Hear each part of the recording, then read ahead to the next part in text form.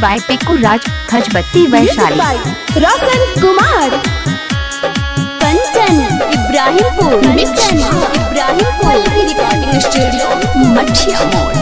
चुप चोरी साथी दोसरा से कर तारू बता कह के तू काहे मुकर तारू।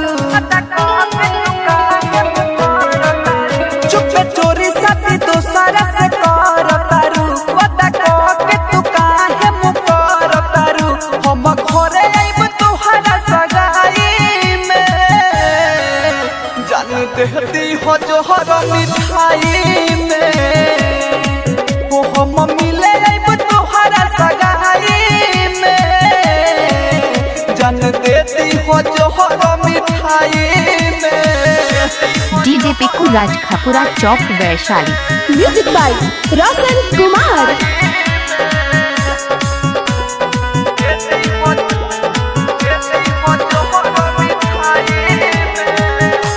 दूसरा के नाम के मेहदी लगी तोहरा हाथ में जियते जी देख न पाई दूसरा के साथ में। दूसरा के नाम के मेहदी लगी तोहरा हाथ में जियते जी देख न पाई दूसरा के साथ में। काहे हमसे बनावतारू दूरी हो बोला ये तना का बावे मजबूरी हो। ढहलू हुए गरीब के खाई में जान देती हो जोहर मिठाई में वो हम मिले आइब तोहरा सगाई में जान देती हो जोहर मिठाई में। Kanchan Ibrahimpur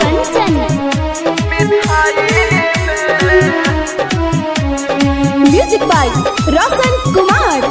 mix Pallavi recording studio Mathiya मोड़। अमर जीत अकेला रह जइहे हर के बन जइब दुलहिन जहिया परमोध के घर के।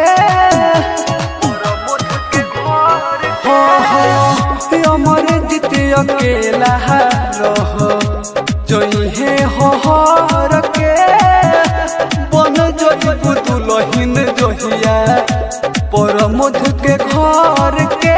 उड़े गोही बाटे अखिया से निंदिया हो जब खबर सुनली तोहर दीदिया हो। गुड्डू छोटू रोवता रजाई में जान देती हो जोहर मिठाई में वो हम मिले आइब तोहरा सगाई में जान देती हो जोहर मिठाई में। Mix by Pikku Raj Khajbatti Vaishali.